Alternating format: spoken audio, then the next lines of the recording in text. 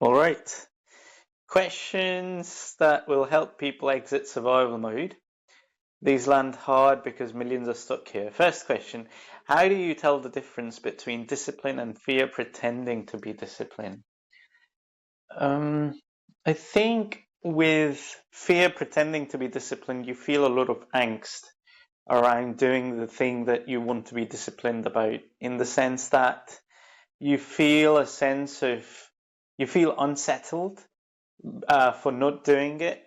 Like if if you're disciplined without the fear, then if you're genuinely not feeling like doing the thing that you're supposed to be doing, I think your psyche would accommodate for that and sort of tell you to take a break. But if it's fear pretending to be disciplined, it's going to be an obsessive, compulsive type of thing rather than something that comes to you naturally. Like, okay, this is, instead of feeling, okay, this is the time that I want to do this, and let's get down to it. Whereas with fear, um, it would be more like you thinking that something bad will happen if you don't do it. I mean, I think that's kind of obvious. I think I'm stating the obvious, but yeah, I think that should do it. What does survival mode do to creativity, metabolism, and decision making mechanistically? Survival mode completely. It's like throwing a wrench into an engine. Survival mode is to creativity as to a wrench is to an engine. Metabolism. I'm not scientifically, I'm not a part to discuss that. Decision making. Well, survival mode is you making decisions under pressure and under the threat of your life being extinguished. So I'm guessing you would be making decisions out of desperation rather than out of a true alignment to make that decision, to take that decision. Why do smart people stay poor or stuck longer than average people? Because the smarter you are, the smarter the labyrinth inside of your head. And so it's harder to get out of your head into your body. Smarter people, I think, so there's this thing called the anthroposophic philosophy of medicine, or anthroposophic medicine, which sort of says that your thinking, feeling, and doing, that is your mind, heart, and limbs, should be in coherence with each other in order for you to uh, have a healthy life, mentally, physically, emotionally, and sorry, what was the question again? Yeah, and so smart people tend to stay poor or stuck longer than average people because they're maxed out on thinking, but they're not really able to be in resonance with their feeling and doing parts. They're just maxed out on thinking, and that sort of, traps them in an invisible prison of sorts. What is the hidden cost of always trying to be useful or productive? Uh, that you never experience joy. I mean, you treat yourself like an instrument or a machine instead of treating yourself like a human being who has needs and desires, and to experience aesthetic beauty, to experience things that are not to be experienced for productivity's sake. They're just to be experienced to touch something in you, to touch, to inspire you. Yeah. I think we, terribly underestimate how much inspiration we need to go about living day-to-day life. It could be, there are so many people against the idea of motivation, and they end up sort of campaigning for discipline, but and they sort of underplay the role that motivation plays in your day-to-day. But I think motivation and inspiration, these are like the these are like things that you just need, that you cannot exist without, I think. um Sorry about that. Questions that reframe money without hustle porn. Uh, this is where your systems. Okay. Why is working harder often the worst financial strategy for intelligent people? Because I think they figured out every way to work harder, and they sometimes, fall into this pit that only working harder is going to bring about the success that they desire, instead of working smarter. Like I think a lot of intelligent people tend to end up going through tons of educational systems and corporations, all of them being systems that are extremely ordered, in which obedience is sort of expected from you at every turn, and they end up believing that unless I rent my time out for producing value for these people, for these institutions, unless and until I do that, I'm not going to be valued, and I'm not going to be rewarded with whatever it is that for whatever it is that I'm doing. And I think that's a big part of why intelligent people tend to make. Sorry. The question is completely different. I think I answered the question: why do intelligent people often work harder as their financial strategy?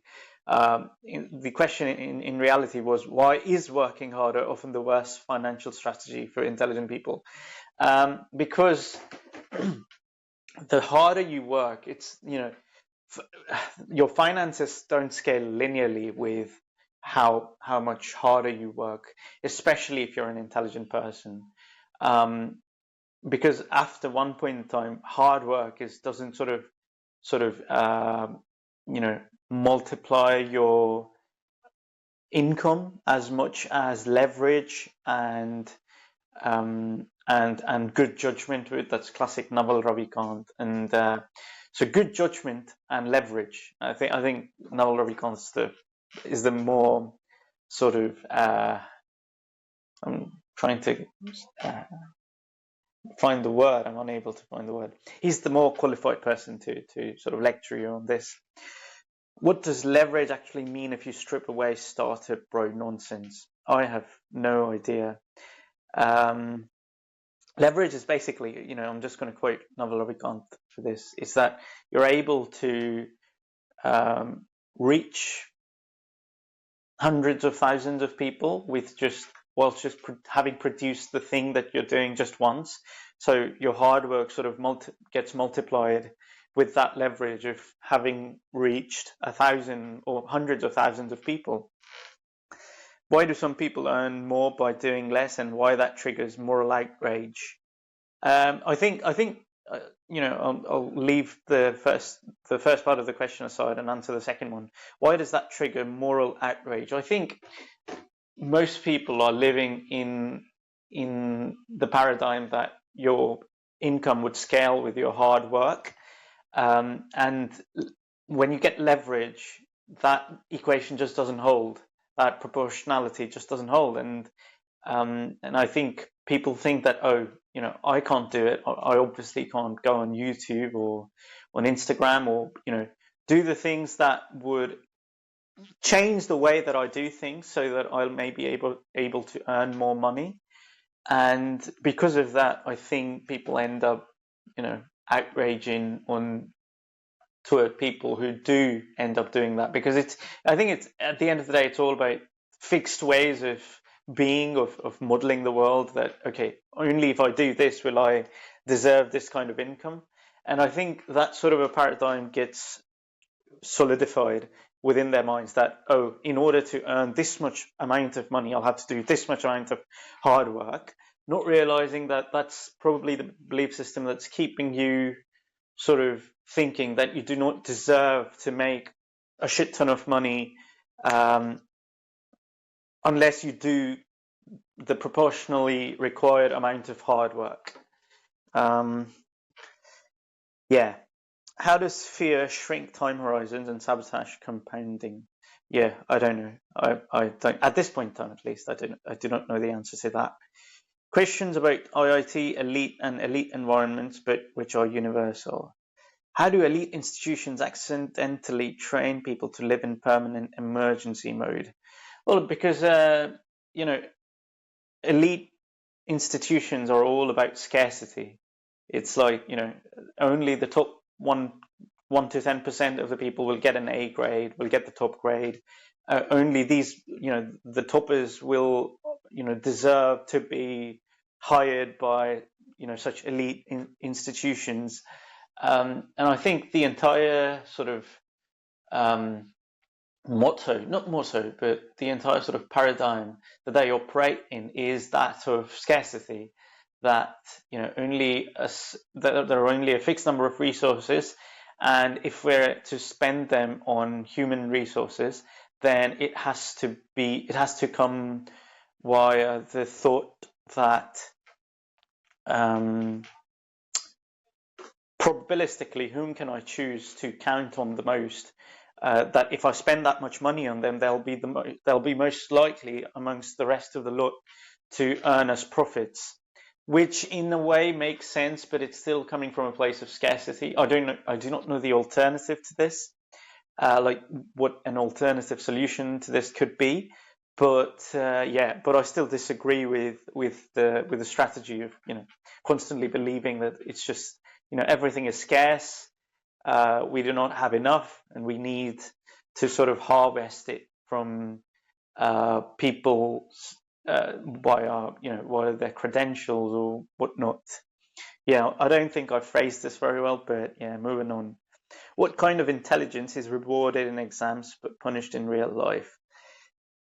Wow, what kind of intelligence is rewarded in exams but punished in real life? I think the ability to make mistakes. I think life really rewards you if you're able to make mistakes. Exams just do not.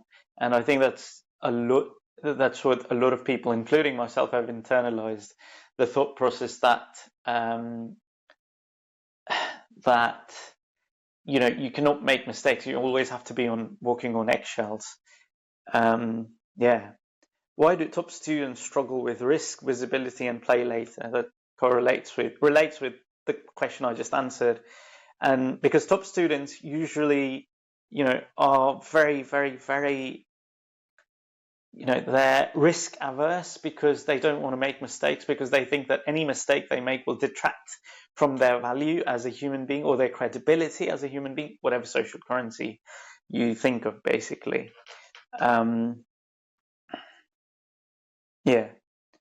Questions on masculinity, sovereignty, and self-trust.